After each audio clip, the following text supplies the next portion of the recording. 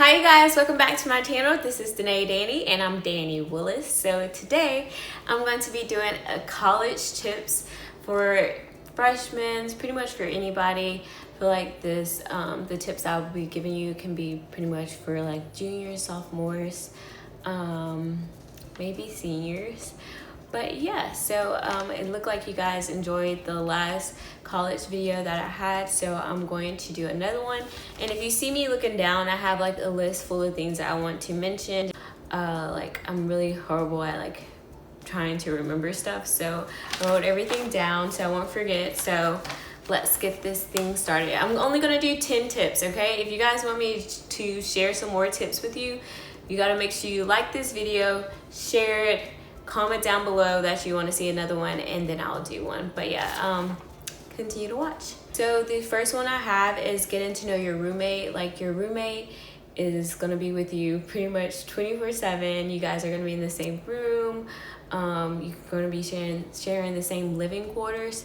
So it's really important for you to know your roommate and for her to know you. And this is just gonna help you build that friendship. It's good to have someone there to support you through this, especially if you're a freshman, because it's your first time moving out, it's your first time living with someone else. It's like you're going through all this stuff. You have to worry about school, you have to worry about your family, and so yeah, like you might miss home, and this roommate might help you get over it. Like might help you get over your fears of college, and you guys can help each other as you make your way through your freshman semester. So like definitely get to know your roommate, and they can look out for you, especially for women, because women, we have like a target on our back. Like we cannot go anywhere but like by ourselves or anything like that. So your roommate can like check up on you. Like if she knows that you're usually home at a certain time, she can be like, hey, are you okay? You know, just checking up on you. Or if you're like gone for the weekend and it's like she should have been back, or I didn't hear anything from her, let me, you know, make sure she's okay. And so yeah, that's a really good thing to know your roommate and just like be friends with. My roommate and I, my first roommate, we became the best of friends. I love her. You guys already seen her. She helped me train for my 5K, and we also did the 5K run together. If you haven't seen those videos, go check it out. But yeah, basically she helped me through my freshman semester. But yeah, like we'll do like these different, me and her are both kinesiology majors, so we will have like challenges against each other. Like we had this one challenge, like after each staircase we had to do like 10 squats or something like that. We came up with these crazy challenges. And then another thing, we had like a cup full of like popsicle sticks, and we had like dares or challenges on them, and that was pretty cool. Like there was this one challenge that I had to do where I had to take a shower on each floor of our dorm, and there's like, I think there's 5 floors on our dorm, so I took a shower in each one of those like halls. So it was just weird, but yeah, it was fun. It was different. Get to know your roommate. Yeah, it could be your best friend. Be familiar with your schedule. So yeah, you're not gonna remember it as soon as you get it, but like you can take a screenshot of it. I like to take a screenshot of it on my phone, and like whenever I need to go somewhere, I just look at my screenshots, and then like I just look for my class, and that can be very helpful. So just make sure you know your schedule. If you need to, you can print it out. Like you can print out like a whole schedule, and you can like stick it up on a bulletin board or like anywhere in your room or something like that. That even helps you. If you are a really big planner, I guess you could do that too. I'm not really big into planners, but you could do that too. Then the next thing I have, so number 3, is know the location or building of your classes. So I know like freshman, sophomore, junior like semesters, usually your classes are pretty much like everywhere. They're not all gonna just be in one building until like your senior, maybe end of junior. You might start having all your classes in like one building. So like just make sure you know which building is for what class. Like if you have to go to the art building, and I'm a kinesiology major, so the art building is way over there, my kinesiology, you know, classes are way over here. Just make sure you have enough time to go to back and forth to each class. Like I said, if your art building class is too far from your kinesiology building, you can always tell your professor ahead of time, like, hey, I might be a little bit late to class. Like, I'm just walking really far from the art building, so that's why I am probably gonna be late to class. So yeah, that could be helpful too. Number 4, if you are undecided about your major, and you just pick like a random major just because you had to, or like you don't know, just try different classes. You can literally attend like different classes. Like yes, I'm a kinesiology major, but I took a cooking class, like I took a nutrition class. And so yeah, you can always do that. What you want to do, find something that interests you, that you are interested in. Okay, like I was interested in physical activity and just like the human body, so that's why I decided to do kinesiology. But find something that interests you. So if you like to draw, like my brother, he loves to draw, so like he wants to do like animation, and what else he wants to do? He wants to do animation, and I forgot the other thing. But yeah, so yeah, know which one you want to do. Know something that you're interested in and you want to, because if you're not interested in it, then most likely you're going to hate the classes. You're not going to want to be there. You're not going to want to learn anything about it. So make sure you're finding something that you enjoy, that you are interested in, and don't do this for anybody else. This is for you, okay? Like I know my dad, he was like, you should be an engineer and make a lot of money and da da da da. But like that's not what I wanted to do. I know engineering is a really good field, but that wasn't for me. So I decided to do what I wanted to do. And you just have to listen to yourself, because after your college journey is up, you are going to have to go to that job 24/7. You are going to have to be there working that desk shift, or you're going to have to be there. You know, it's all on you. It's not going to be on them. So decide what is interesting to you and then go for it, okay? Don't listen to anybody else. Do you, boo-boo. Ignore that part. I don't know why. 5, before changing your major. So I am a kinesiology major. Let's say if I want to change it to an art major. If I want to change it, don't just immediately switch over. Like, make sure you've maybe taken some art classes or talk to like an art professor to make sure that that is really the degree you want to switch to. Because if you switch it and you're like, wait, I don't think I like this. Like, I don't think I like being an art major. I think I want to go back to kinesiology. You wasted your time. Like, you wasted your time and delay your graduation process. It's okay if that does happen. Just make sure. I would take a class or like talk to a professor before changing it. I think that's like the best solution before you just change. Number 6 is find your study method. So there's different studying methods that you can do. Like you can write, you can read, you can teach. To me, like some stuff helps me. Like I could probably do all of them. All of them helps me. But like if I have a written exam, I want to write my notes down. I want to write them down. Like I took anatomy. I took A&P1.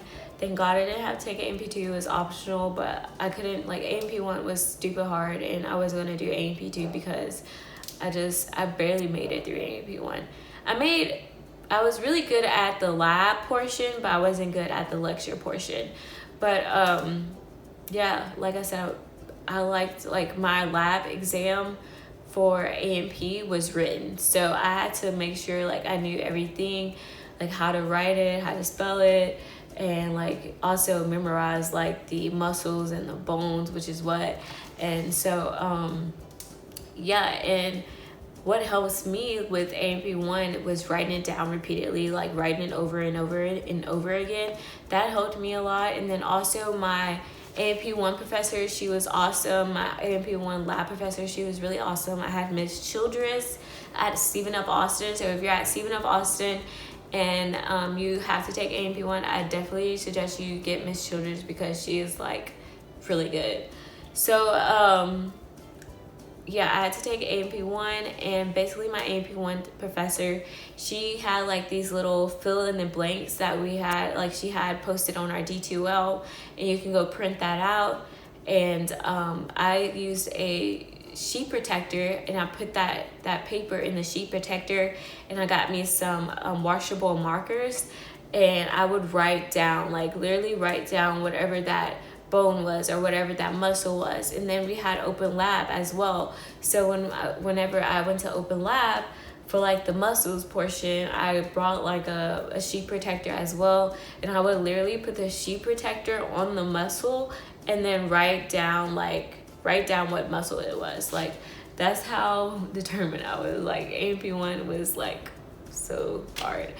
But yeah, so whatever helps you, do it. Reading does help. Like, some professors might even put their slides on like a website or like D2L. So go read over those PowerPoints. If you want to, you can print out the PowerPoint. I know this is a lot of printing. Some people charge, like some colleges charge for printing. But I was in School of Honors, so we had free printing. So you can go print out those PowerPoints, and you can like make your own little notes on the side of that slide if you want to. But that way you can have like their information, and then also like your information, like what's important to you on the side as well. You could do that. You could just read it if you want. Like I said, if it's a written exam, I suggest you write for your studying method. If it's like a multiple choice, you can read, you can write, whatever works for you. And then my friend, she likes to teach it to me. So whatever subject she's trying to study for, she'll teach it to me, and we'll have like flashcards, and like each flashcards have like a question. She makes like a question out of it, and then the answer is on the back, and then we teach each other like the subject. So you can always do that as well. I even suggest that you, like, after you get home from class, go ahead and read over those notes or rewrite them, and try to read your notes over every night, and then that's going to help you stick that in your brain. I tried to do that, but you know, I'm almost done, and I'm getting really lazy right now.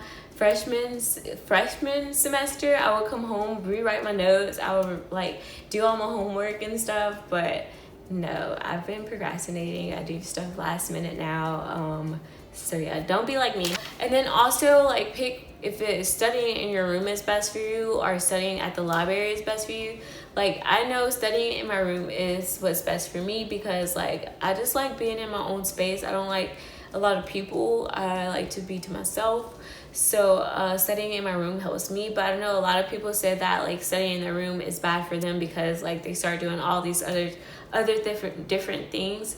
So I know I do that sometimes. Sometimes I start doing laundry, or like probably put on a movie or something.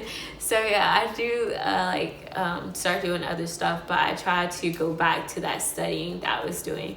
So yeah, just know what area is best for you, whatever you are comfortable to study, like what location you are comfortable to study in.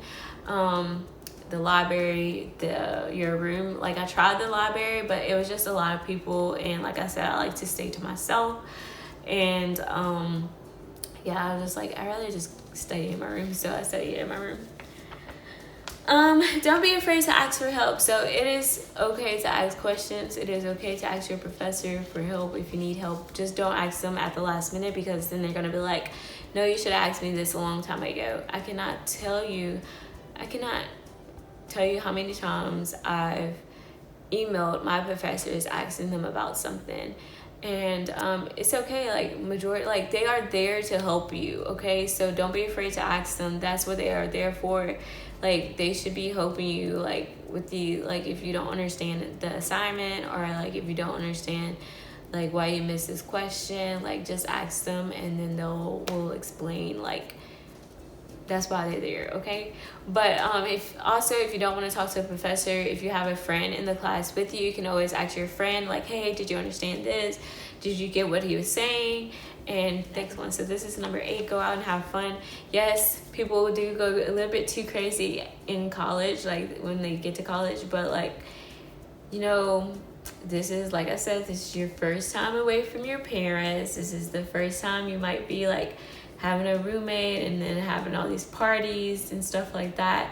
And it's okay to like experience it, like try to go see what it's about, but like if it's not for you, like that's okay. Like you don't have to go to every party, you don't have to go out at all. But like what things that might be fun to you might not be fun to others. Like for me, I'd rather not party. I was not a party goer. Like I wasn't a party goer in high school. I'm not a party goer in college. I went to like 2 parties out of all my college journey. So yeah, like I haven't been to any parties, but 2. And I've been there, and I got there, and I was just like, I wouldn't dance. I would literally be sitting down, and I would just like watching everybody, and then like my friends, they'll be giving me like all their stuff to hold, and I'm like, that's not why I'm here. And so like it just wasn't for me. And so like I don't go out to parties. Like I rather go to the movies. I rather go to like our bowling alley out in Nac is so old. Like Nac is like the oldest town in Texas, I think, and so like everything is like old, but like the bowling alley is like really like super duper old, like ancient, like that old. But yeah, I would say the bowling alley, but I do not go bowling in Nacogdoches. But like the movies, maybe going to Austin or Dallas for the weekend. Stay focused, okay? Like I said, don't be partying every day. Like yes, 1 or 2 parties is good, but like you shouldn't be seen at every party. Like no, you need to be studying, you need to be on top of your stuff, you need to make sure that you have everything together. Like I wouldn't go out, I wouldn't do anything. Like yeah, I would probably go to the movies or something like that, but I wouldn't be going like out every day or anything like that. And I would literally just focus on school, focus on work, and then for the entire semester. And then whenever that is over, like when summer is here or when we have a break, that's when like I have my fun. You know, I save that for later because like I just want to make sure that I get my education and I get like what I'm coming to college for. Know your purpose, know that the end goal is to graduate and have your degree, and just to have a higher education, and just to make yourself proud, make your family proud. Yeah, do this for you, but just know that, you know, don't let the wrong people influence you. Like know who you are like hanging out with. Know that they are good people and that they have your best interest, because like some people do not care. Like they do not care about you. So just make sure that you are looking out for yourself and you are taking care of yourself. Try to, you know, like stay away from the whole like drug and heavy drinking atmosphere. Like it's okay to have a drink here and there, but you shouldn't be doing it all the time. You shouldn't be like knocked out every day, like whatever. But just know that your life is important, and you shouldn't be like letting people influence you to do the wrong things. And okay, the last one, number 10, is speak to a counselor or a friend if you are going through a hard time. Okay, it is important that you have like a good mental health, especially in college, because like it can bring you down. Like it can bring you down, and it can affect your grades. It can affect like you. It can make you depressed, and you can just be like all on your own and never want to go out again. So yeah, just make sure you're speaking to like a counselor if you really need one. Like when my dad he started going on dialysis, it was really hard for me because I've never seen my dad like weak or anything, and he's always been independent. You know, he's always like going to work, providing for his family. He was driving everywhere, like he would drive anywhere. But yeah, and it was really hard for me to see him stop like doing that, like becoming so sedentary, because like he couldn't do all that stuff. Like he had to stop working, and it took a toll on me. Like I really didn't realize like how much it affected me. and I was in this organization, and it was Dancers Against Cancer, and we were talking about like how if you had like a family member that had cancer or like anything like that, or you know someone that has cancer, and how it's affected you, or like why you joined the organization. And so we're all just going around in a circle sharing stuff, and it got to me, and I literally started crying out loud, like screaming. And I don't know, like I swear I didn't realize like how much it affected me. But I was just telling them like how I've seen a change, even though my dad doesn't have cancer. I've seen a change in him since he started dialysis and stuff like that. So yeah, it was really hard for me to I don't know why I didn't think it affected me so much, but yeah, I was just like screaming and crying, and I was just like, I didn't know like how much his health had a toll on me. And sometimes you need to go to a counselor. They can help you through that. And then yeah, it was just like